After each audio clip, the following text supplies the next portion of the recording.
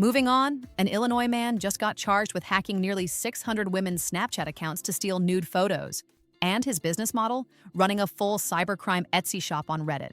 Because nothing says entrepreneur like felony computer fraud. Meet Kyle Svara, 26, who spent 9 months running a phishing operation that would make any script kiddie jealous.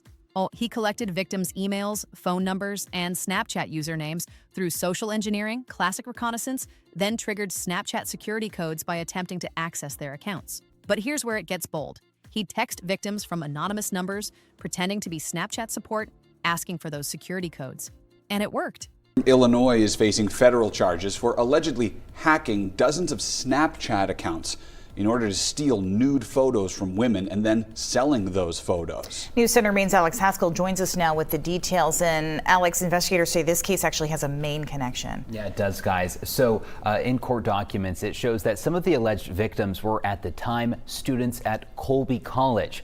I spoke with an associate professor at the University of Maine to better understand how those students and thousands of other women prosecutors say were targeted.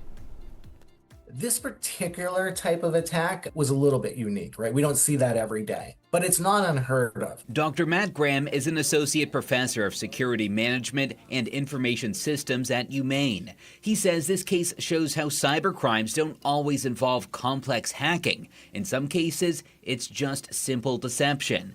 The Department of Justice accuses 26-year-old Kyle Svara of Illinois of hacking into dozens of Snapchat accounts in 2020 and 2021, stealing nude photos from some of the users. First, he gathered victims' personal information like email addresses, phone numbers. Prosecutors say Svara used that information to try to log into Snapchat accounts, causing verification codes to be sent to the victims' phones or emails. He then allegedly posed as a Snapchat representative, texting victims and asking them to send those verification codes. About 570 victims did give him the code, believing that it was part of a security check. In all, the Department of Justice says Svara targeted about 4,500 women, including some Colby College students. Prosecutors say he successfully accessed at least 59 accounts, downloaded private nude images, and then sold or traded those images online. You never want to share verification codes with anyone. Dr. Graham says it's one of the simplest ways to protect any of your social media accounts. All of these social media sites have tools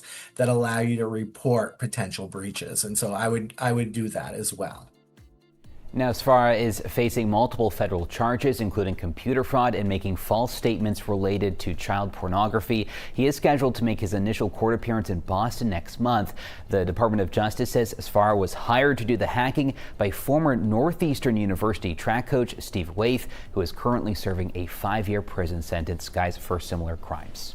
Out of roughly 4,500 targets, about 570 women handed them over. That's a disturbing success rate. He accessed at least 59 accounts and downloaded their private photos. Now, for the so-called entrepreneurial spirit. He didn't just keep the material, he advertised on Reddit offering to get into girls' Snap accounts for paying clients like it was lawn care. He also traded stolen content with other criminals. Truly a visionary in the field of being a complete scumbag. One of his clients was Steve Waith, a former Northeastern University track coach who paid Svara to hack the Snapchat accounts of his own athletes, women he coached.